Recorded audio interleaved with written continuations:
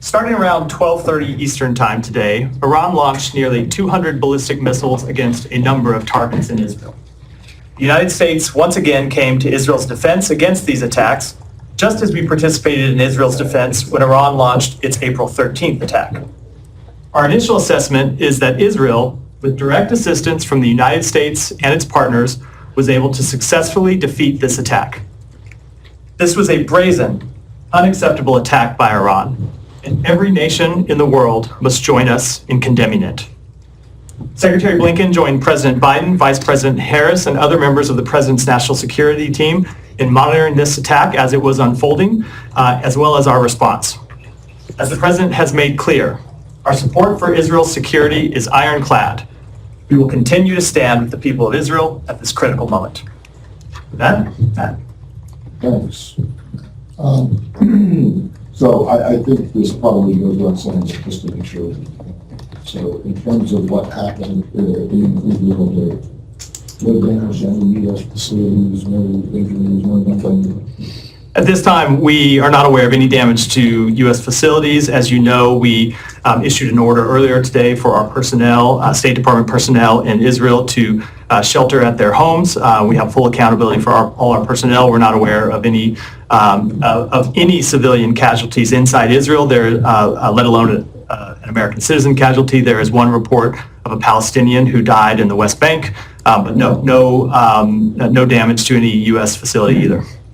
And then both you and the National Security Advisor just a few minutes ago talked about the brazen and unacceptable escalation.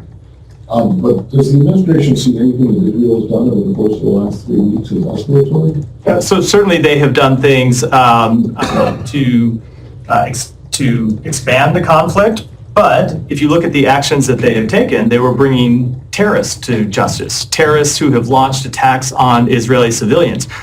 If you look at what Iran did today, we've been warning for some time about the threat posed by Iran arming and funding terrorist groups across the Middle East, and the attack today just demonstrated the danger of those actions. What you saw was Iran launching a state-on-state attack to protect and defend the terrorist groups that it has built, nurtured, and that it controls.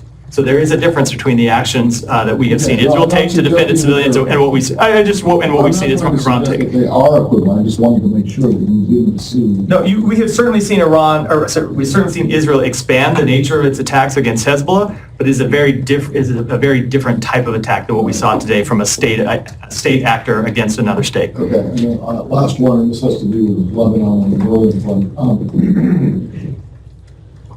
The situation there is unstable and uncertain. I know that you guys have been asking Americans who may want information about assistance and possibly leaving to sign up on a form. Can you give us an update on the numbers and those and whether or not we're planning to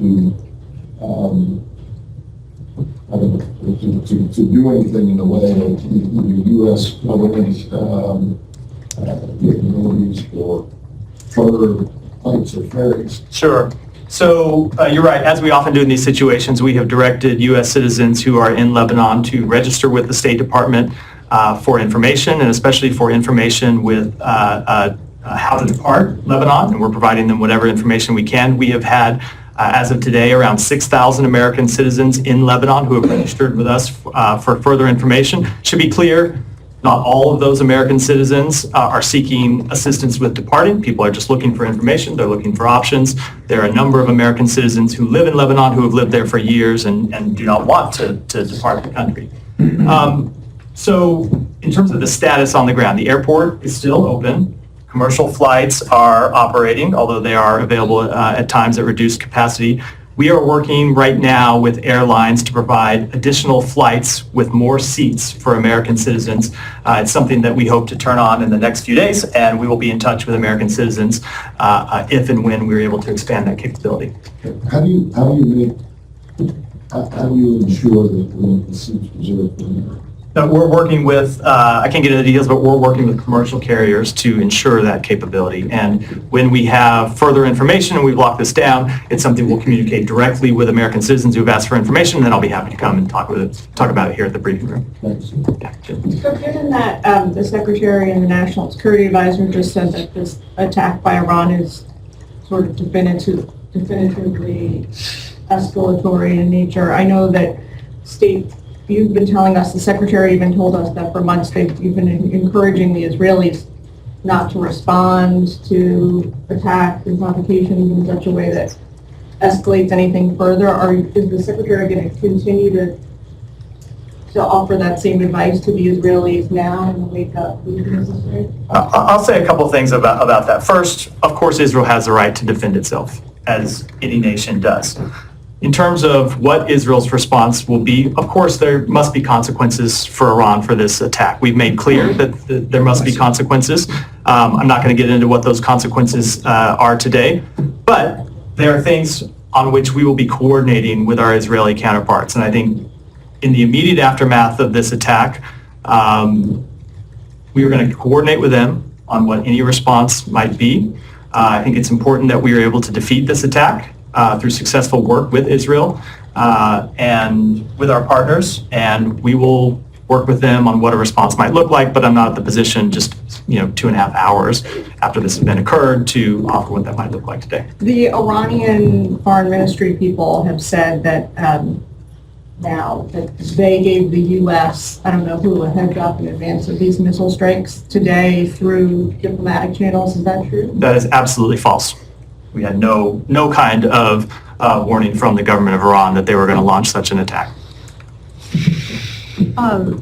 Given, you're not going to detail what the consequences are going to look like yet, understandably, you guys are in conversations with the Israelis about that.